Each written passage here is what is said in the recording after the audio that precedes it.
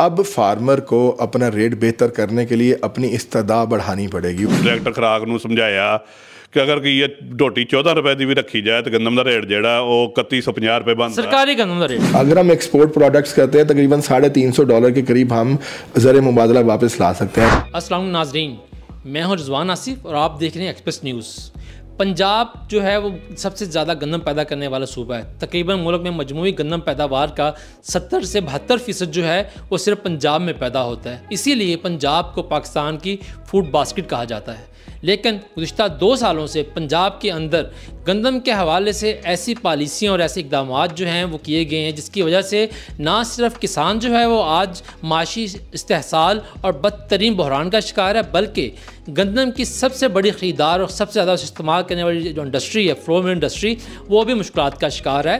गुज़िश्ता 2 बरसों के दौरान हुकूमती पॉलिसियों की वजह से ऐसी फ्लोर मिल्स हैं दर्जन की तादाद में जिनको 20 से 50 करोड़ रुपये तक का नुकसान हुआ। ये नुकसान इस वजह से हुआ कि जब फ्लोर मिलिंग इंडस्ट्री की सोच रही थी कि हुकूमत पंजाब गंदम खरीदारी करने वाली है तो इस लिहाजा हम भी अपनी गंदम लेकर रख लें। इन लोगों ने महंगे दाम गंदम खरीद कर रखी, लेकिन हुकूमत पंजाब ने गुज़िश्ता साल 2 हफ्ते तक ऊपर नीचे करने के बाद एक उतार चढ़ाव जारी रहा। कभी पता चल रहा है मियां नवाज शरीफ साहब जो हैं वो कह रहे हैं गंदम खरीदें और शहबाज शरीफ साहब कह रहे हैं गंदम खरीदें। राना सनाउल्लाह जो हैं वो महकमा खुराक के रिटायर्ड अफसरों के साथ मुशावरत करते रहे और दीगर स्टेक होल्डर के साथ भी, और करीने क्यास ये था कि हुकूमत पंजाब फिर से गंदम खरीदारी करने जा रही है। लेकिन ऐन वक्त पर वज़ीर आला पंजाब मरियम नवाज साहिबा ने यह फरमाया कि चूँकि जो पॉलिसी निगरान हुकूमत ने शुरू की थी IMF के कहने के ऊपर और रियासती इदारों की वजह से, वही पॉलिसी बरकरार रहेगी और पंजाब में सरकारी गंदम कोटे का जो करप्शन का समुंदर बह रहा था उसको जो रोक दिया गया वो रुका रहेगा। ये तमाम मामला क्या हैं और अब मुस्तकबिल में हुकूमत पंजाब जो है वो वफाकी अदारे नेशनल जो पाकिस्तान का GPI है, ग्रीन पाकिस्तान इनिशिएटिव प्रोग्राम, उसके साथ मिलकर गंदम काश्तकारों के लिए क्या करने जा रही है। फ्लोर मिल इंडस्ट्री जो है वो इस वक्त शदीद परेशानियों का शिकार है। इस साल भी सुनने में आ रहा है कि 10 से 15 लाख टन गंदम की किल्लत है, जबकि आइंदा साल ये किल्लत जो है ये 50 लाख टन से ज़्यादा बताई जा रही है। इस तमाम अवामल के ऊपर हम जो है हमारे साथ मौजूद हैं मियाँ रियाज साहब और हाफिज़ अहमद कादर साहब। ये दोनों नाम जो हैं पाकिस्तान की फ्लोर मिल इंडस्ट्री में बड़े नाम हैं। ये दोनों फ्लोर मिल एसोसिएशन के मुख्तलिफ ओहदों पर फायज रहे हैं। हम इनसे दरियाफ्त करेंगे कि इस वक्त फ्लोर मिल इंडस्ट्री जो है वो किस बहरान का शिकार है और हुकूमत को क्या तजावीज़ फराहम की जाती हैं। तो मियाँ रियाज साहब, मैं सबसे पहले आपसे ये पूछूंगा, हम माजी से बात शुरू करते हैं। पिछले 2 सालों में हुकूमत ने आप लोगों के साथ क्या किया और किसानों के साथ क्या किया? पहली गल तो है कि गवर्नमेंट की कोई मुस्तकिल पॉलिसी नहीं हैगी। मुस्तकिल पॉलिसी होवे जिहदे नाल इंडस्ट्रीलिस्ट नूं पता लगेगा कि किस तरह चलना है। इस तरह ही किसानों लिए भी यही हिसाब है कि उन्होंने भी कोई पता नहीं कि ज़राअत है कि असी इहनूं एक मिसाल गंदम है की रेट अच्छा रेट गवर्नमेंट ने दिता, उन्हें अच्छी काश्त क्यों की जिहदे असरात 2 साल गुजर गए कि ओवर रजीम च गुजरे।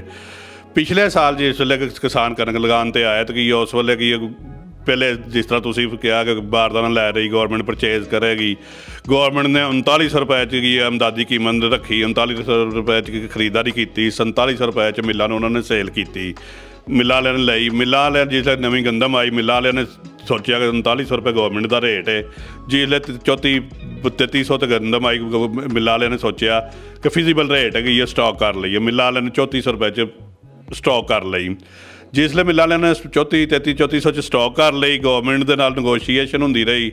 गवर्नमेंट को अपनी पई सी, अफसरान दे अपने कोई जाती मफादा सन, अफसरान ने कोशिश की कि रेट घट तो घट मुकर्रर किया जाए।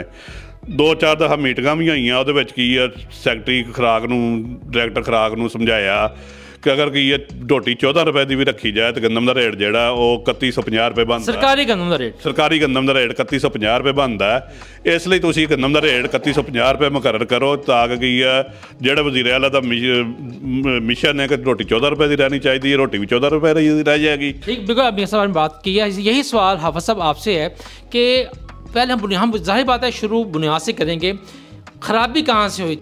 जिस वक्त हम इसको 2900 कर रहे थे, ना हमने अपने एग्रीकल्चर डिपार्टमेंट से डिस्कस किया, ना हमने इस बारे में सोचा कि इसका बैक नुकसान क्या होगा। जिस तरह एक इलेक्ट्रिसिटी का रूल है कि हमेशा बिजली बैक मारती है, अगर कोई फॉल्ट आएगा तो बैक मारती है, इसी तरह ये गंदम भी बैक मारनी थी। पहले 3900 रेट था, हम लोगों ने 3200, 3300, 3350 में बाइंग की, इन्होंने 2900 में सेलिंग की, 2900 से 2800, 2900 इन्होंने सेलिंग की। उसका बैक का रिज़ल्ट ये आया कि जो एक साल पहले फार्मर को 3200 रुपया प्राइस मिली थी, वो इस साल उसको 2400, 2300, 2350 मिली। अब उसकी एक और बैक आ रही है, वो ये आ रही है कि फार्मर को लॉस हो गया है। अब जब फार्मर को लॉस हो गया तो अगले साल वो काश्त करने नहीं जा रहा। हमने पहले साल बग़ैर सोचे समझे स्टॉकिस्ट का, फ्लावर मिलर्स का नुकसान किया, सेकंड ईयर हमने फार्मर्स का नुकसान किया। अब जिस सूरत हाल के अंदर हम चले गए, हम अगले साल पाकिस्तान का नुकसान करने। हम अब जब मुल्क का नुकसान करने की मैं बात कर रहा हूँ तो ये है कि हमने अपने फार्मर को उस रेट पे ले गए कि हमने ये भी नहीं देखा कि इंटरनेशनल मार्केट कहाँ पे है।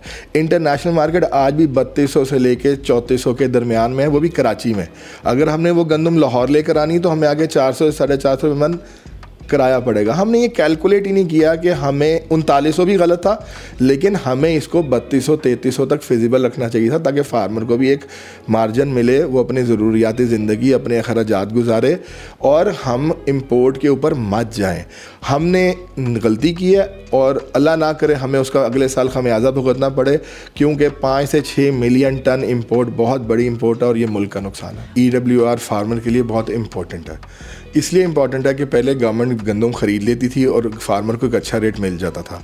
अब फार्मर को अपना रेट बेहतर करने के लिए अपनी इस्तदा बढ़ानी पड़ेगी। वो ऑब्वियसली इस्तदा वो ख़ुद नहीं बढ़ा सकता, उस इस्तदा या परचेजिंग पावर या सेलिंग पावर को बढ़ाने के लिए गवर्नमेंट को उसको सपोर्ट करना पड़ेगा, जिसके लिए ये EWR ही एक वाहिद ज़रिया नज़र आ रहा है, जिसके ज़रिए फार्मर अपने आप को बचा सकता है, अपनी गंदम के अगेंस्ट लोन ले सकता है, जिसमें उसको गवर्नमेंट को सपोर्ट करना चाहिए। देखें, जो पिछला EWR था वो बहुत टेक्निकल था। टेक्निकल से मुराद ये है कि उसके अंदर बैंकिंग चैनल्स के बहुत ज़्यादा इश्यूज़ थे। नंबर 1, वो वन विंडो करने की कोशिश की जा रही थी, लेकिन एंड टाइम तक भी वो वन विंडो हो नहीं पाया था। उसके बाद जो उसमें सबसे बड़ा प्रॉब्लम था वो ये था कि उसका जो एक्सपेंस था वो बहुत बड़ा था। अगेन हम एक सब्सिडी से निकल कर हम दूसरी सब्सिडी के अंदर इन्वॉल्व हो रहे थे। 30 रुपये मन, जो कि बहुत बड़ी अमाउंट है, विदाउट मार्कअप उसका एक्सपेंस था, जो 4 महीने के लिए गवर्नमेंट ने बर्दाश्त करना था और उसके बाद फार्मर ने बर्दाश्त करना था। 30 रुपये मन इतना बड़ा एक्सपेंस था कि फार्मर बर्दाश्त नहीं कर सकता।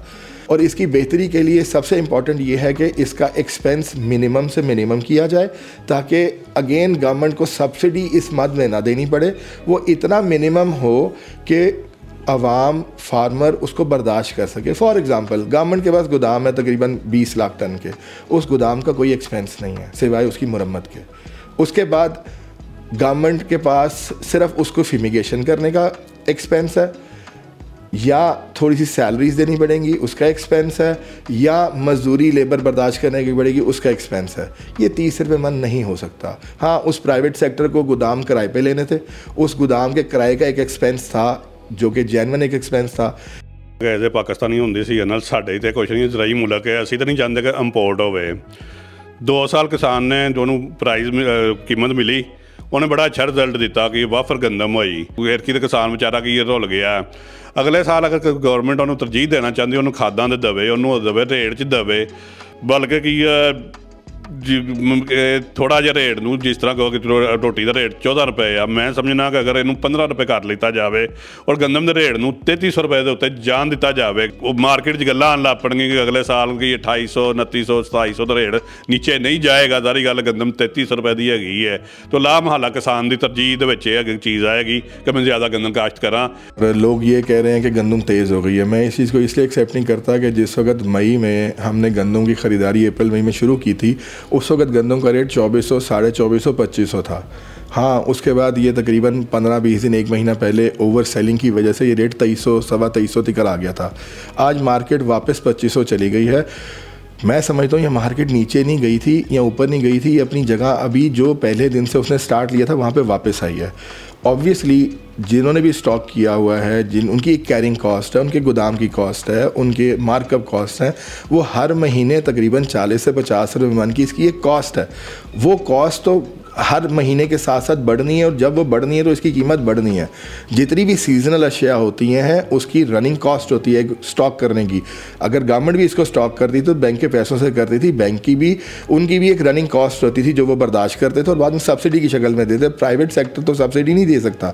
अगर किसी जिनिंग वाले ने, किसी राइस वाले ने, किसी मिल वाले ने रखी हुई है तो उसका कॉस्ट है, वो कॉस्ट हर महीने ऐड अप होनी है। तो इसलिए मैं ये समझता हूँ कि इस गंदम की कॉस्ट को एडिशन की वजह से हमें इस गंदम के रेट को वहाँ तक तो कम से कम बर्दाश्त करना पड़ेगा जहाँ पे 14 रुपये की रोटी विच इज़ 3150 रुपये में ये आती है। उसके बाद अगली कैलकुलेशन है कि हमने इसको 15-16 पे जाने देना नहीं जाना, वो हुकूमत वक्त का फैसला है। वो जो वो फैसला करेंगे हमें मनोमन उसको कबूल करना पड़ेगा। गंदम इम्पोर्ट हमें करनी पड़ेगी क्योंकि हमारे पास 1.5 मिलियन का शॉर्टफॉल है।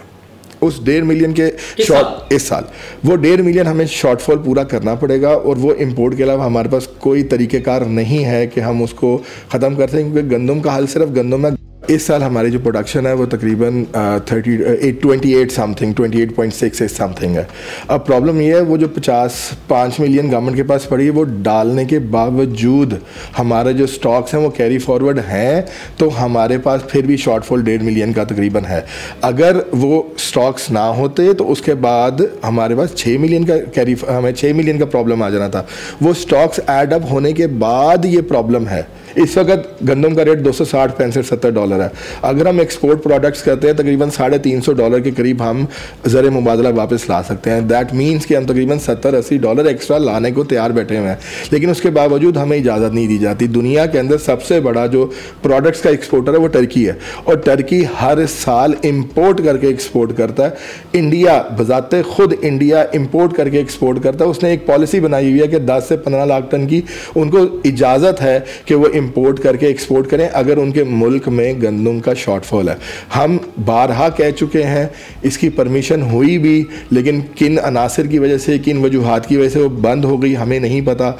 हम 12 दफ़ा कह चुके हैं हमारे पास एक इंटरनेशनल मार्केट मौजूद है जो कि थ्रू सी पोर्ट हम बड़े आराम से Indonesia, Malaysia, Vietnam, Bangladesh, Sri Lanka, उसके बाद थ्रू लैंड रूट हम अफ़गानिस्तान और चाइना एक्सपोर्ट कर सकते हैं। उसके अलावा अफ्रीकन कंट्रीज़ भी हम एक्सपोर्ट कर सकते हैं, लेकिन हमें नहीं पता कि हमें इसकी इजाज़त क्यों नहीं दी जाती। पॉलिसी का तसलसल ना होने की वजह तो मुल्क च शार्ट हो गई, कोटे ते चले गई। कोटा गई है, देखो मेला वाला नहीं कहना कि मैनू कोटा दवोगी है। गवर्नमेंट आती है कि रिलीज़ कर रहे हैं, असं तो रिलीज़ करने रिलीज़ पॉलिसी ओपन है, रिलीज़ पॉलिसी की है बॉन्डड है। ये गवर्नमेंट ने करना होंगे, अपनी मजबूरियां करती है कि है मेरे को गंदम की है पूरी है, मैं इसलिए इन्हू तकसीम करके दाँगी की है। जिस तरह थोड़ी देर पहले आप सब गल कर रहे हैं कि तुहानू इंपोर्ट के उत्ते की है, ये भी की है सरकारी महकमिਆਂ की नाअहली है कि छाटेज हो गई तो इंपोर्ट जी हो जाएगा कि बाहर घलिया सी सवैत हो गई। उन्होंने समझने की जरूरत है कि फिगरां की जरूरत है कि मुल्क की जरूरत कितनी है, उन्होंने पूरा किया जाए। उस तो उत्ते जी आ रही है तो जी जानी है वो एक्सट्रा है, ताकि ना मुल्क की शार्ट होवे तो ना उन्होंने सवालिया निशान बने। 2 साल कबल जो इंपोर्ट हुई गंदम की ज़्यादा, उसमें भी यही बात सामने आई थी कि इंपोर्ट तो होनी चाहिए थी क्योंकि मुल्क में किल्लत थी, लेकिन जो ब्यूरोक्रेसी है उसने मुल्क में किल्लत का गलत अंदाज़ा लगाया जिसकी वजह से ज़्यादा गंदम इंपोर्ट की। अब इस बार भी यही है कि दादोशुमार की गलती की वजह से अब मालूम हो रहा है कि मुल्क में गंदम की पैदावार कम हुई है। ये बहुत ही अहम बात है जो हमारे फ्लो मिल भाइयों ने की है कि इंडस्ट्री को भी चलना है और किसानों को भी बचना है, क्योंकि किसान और फ्लो मिल इंडस्ट्री जो है वो यकजान है। किसी एक का भी नुकसान होगा तो दूसरे को भी नुकसान उठाना पड़ेगा। हुकूमत वक्त को इंपोर्ट फॉर गंदम मसनूआत एक्सपोर्ट के मामले के ऊपर संजीदगी सोचना होगा। फ्लो मिल एसोसिएशन के जो ग्रुप लीडर है आसिम रजा साहब, उनके साथ साथ मियाँ रियाज साहब, हाजी अहमद कादर साहब, बदरुद्दीन काकड़ साहब, लियाकत अली खान साहब गुज़िश्ता 3 साल से मुसलसल हुकूमत से तहरीरी तौर पर मुतालबा कर रहे हैं, हर इजलास में मुतालबा कर रहे हैं कि महदूद मकदार में ही सही, लेकिन हुकूमत हमें इंपोर्ट बराए गंदम मसनूआत एक्सपोर्ट की इजाज़त दे ताकि पाकिस्तान की फ्लो मिल इंडस्ट्री जो है वो सर्वाइव कर सके। और उसके साथ साथ जब इंडस्ट्री चलेगी तो उससे कई और भी रोज़गार चलेंगे।